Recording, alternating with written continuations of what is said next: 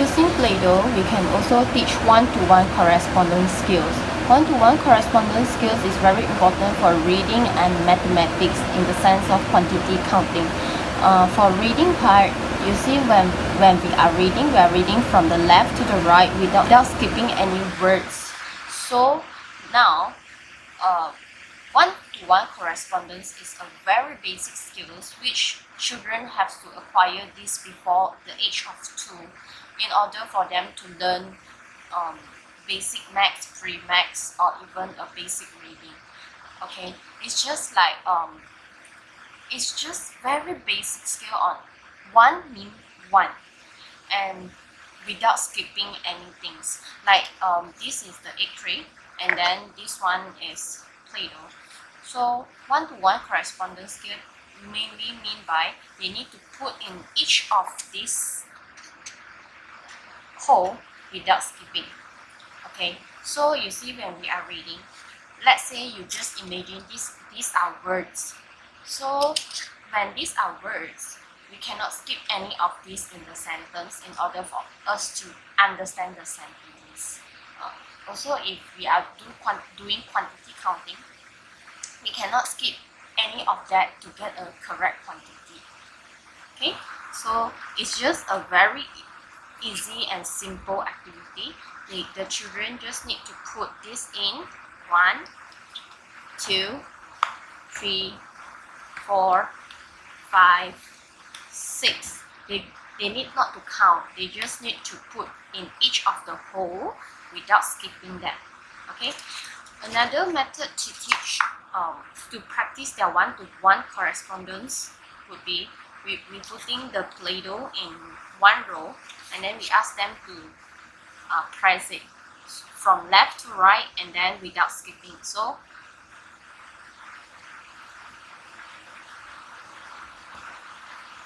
okay, yeah, done. Okay, so what we can do would be ask them to do some fingering work, like using the index finger to do like this, then do like this. They can even pinch like this. Okay, they can also pinch like this. Ask them to pinch like this. Okay, if you have rolling pin at home, it's also part of their milestone. We need to ask them to roll like this. Okay, they need to use the strength of their palm, rolling in front and back, front and back. Okay, and then making snake and ball, also part of the developmental milestone. 5, they actually need to be able to make a ball and a snake. So if some of the children, they got difficulties in controlling their own hand strength, hard to manipulate their own hand, got difficulties in bilateral usage of the hand, they will have difficulties in forming the balls. Let's say if they have difficulties in controlling their strength, they couldn't make the things round. It could be always like in varieties of shapes, or it's going to be like what you call that, smash but not form into a ball. Okay, we can also make snake. Okay, they need to also control their own hand strength, because if some of them they use the strength too strong, it's going to smash as well. Okay, and they need to make both of their hand moving together. All right, We can also use Play-Doh to teach cutting skills.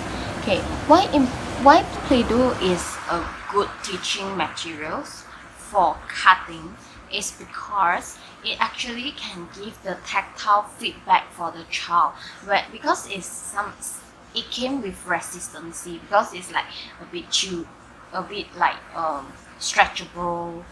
So when they cut, it's actually give a sensory feedback for them, so they know, or they are aware that they are cutting. Okay. Besides, it also can help to change their position of holding a scissors to a vertical way. Sometimes they hold like this, sometimes they hold like this, like in quite a varieties way. So when they see the lines here, they actually can hold up and follow the lines here. Okay. And one more thing is they learn how to snip, open and close, open and close. Paper is a little bit difficult for a beginner because it's moving, it's like very flexible and it's very soft. So when they are holding, the paper is keep moving. You see this Play-Doh, they need to hold up like that, and the rest of the Play-Doh is not moving. So they just cut according to the lines. Cut according to the lines. But before they are cutting, we need to do all these lines for them. So it's very good materials for learning how to open and close, snip, and also how they hold the scissors properly. Okay, alright. Next, we can use Play-Doh to form letters and alphabets. We can draw it for them, and then they just need to follow by using this. 4. Okay.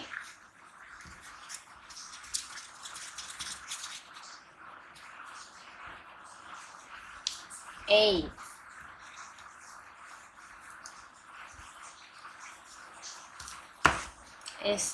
is about alphabets and number structure learning. Come children, let's make ice cream. So this ice cream cone, we want 3 scoops of ice cream. We have 1,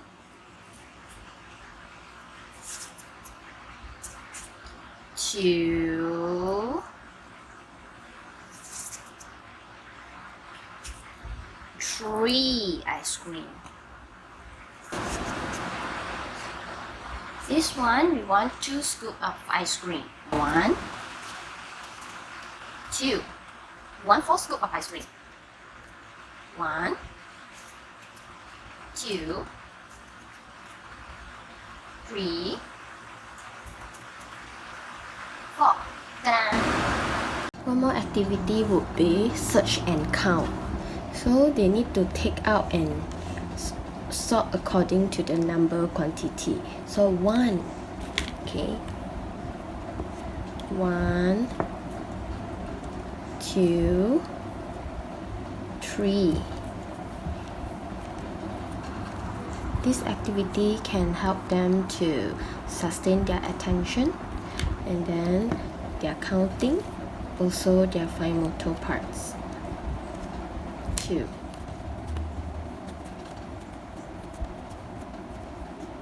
1, 2,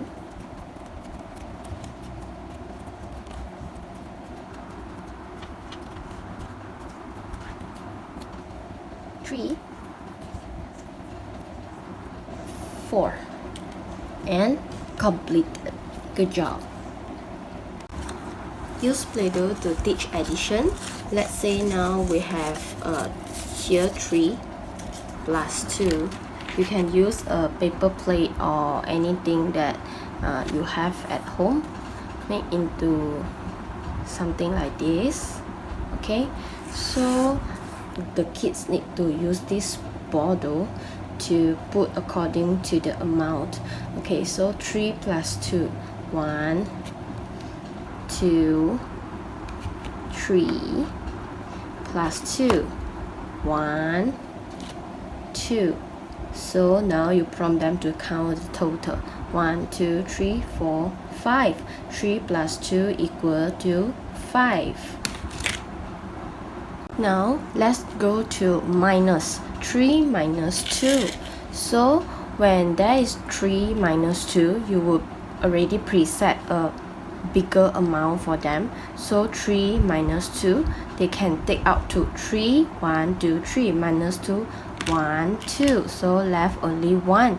That's another method which not taking away, which is 3 minus 2, 3 minus 2. Then they need to press it. 3 minus 2, 1, 2, 3, minus 2, 1, 2.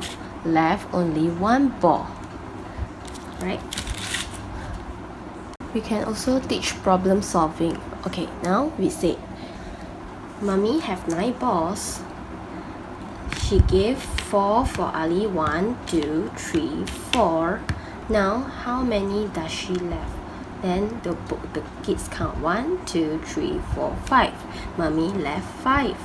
Okay, so now we can use the same scenario, but because we want them to differentiate between addition and subtraction, so now we can use the same scenario to give a different problems for them. For example, like Mommy have 5 balls, and now Ali give Mommy another 4. 1, 2, 3, 4. How many balls do Mommy have now? So they know it should be an addition.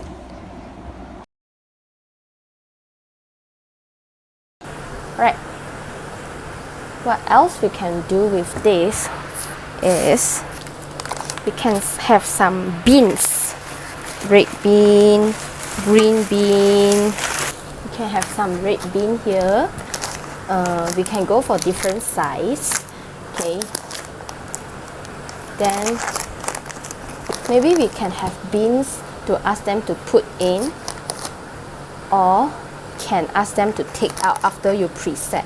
Okay, let's say this bean they need to take out and put inside the container. This one can train up their fine motor skills, sustaining attention in their table tasks. Also, they can learn about soft and hard concept. You see, when we are asking them to take out this bean, we can prompt their finger to touch and tell them this is soft and this is hard. Take out the hard bean. Okay. If you are working with younger toddler or kids have limited strength in manipulating their fingers, we can use a bigger beans. Like we can ask them to put inside, yeah, also can, or you can preset it and then wanting them to take out. Again, we can also teach them about soft and hard. You see, this is soft, and we're taking out the hard bean, hard. Okay. If we have 2 different beans, like now we have a small red bean and a big red bean, we can also teach big and small. Let's see.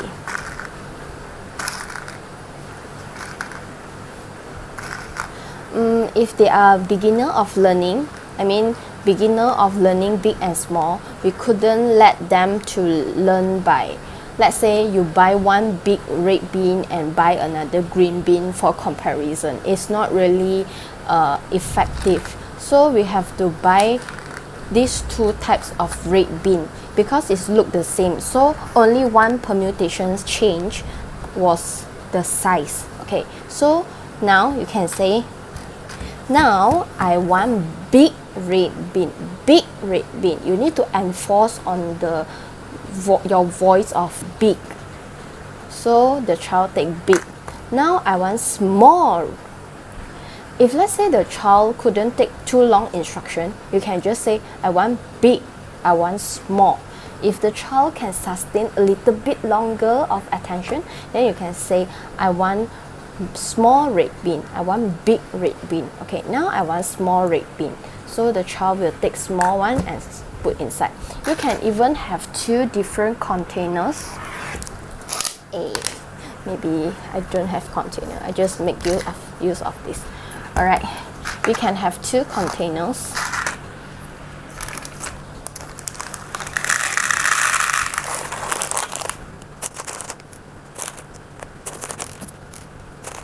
We have 2 containers and want them to sort. Say, now I want big red bean. So they take big red bean and sort inside. I want small red bean. Take small red bean and sort. Big red bean. Take big red bean and sort. And small red bean. Okay. Yeah. Just that. Alright. What's next?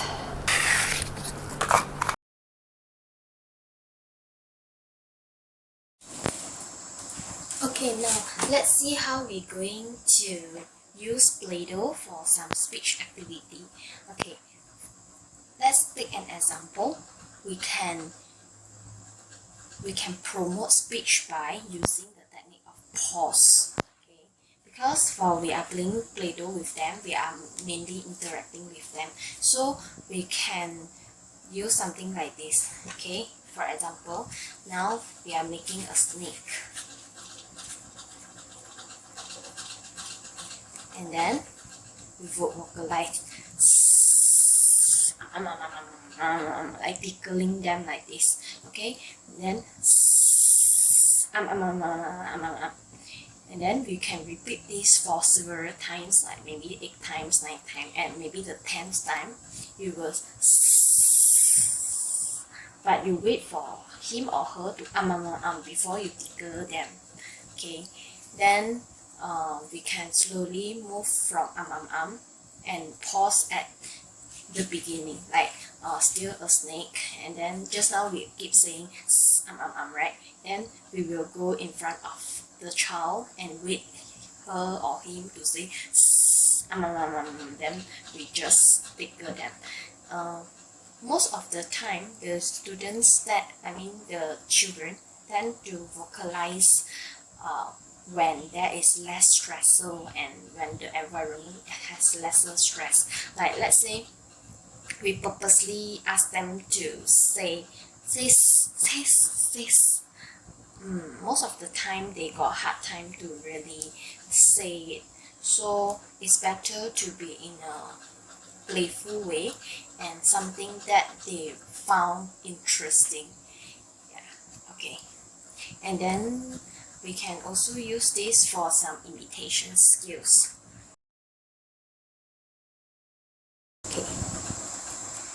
Okay, let's say this one is belong to the child and this one is belong to teachers. Okay, imitation skills is very important and it's also part of the speech development because they need to learn how to imitate our speech as well when they are learning how to talk, how to use their language.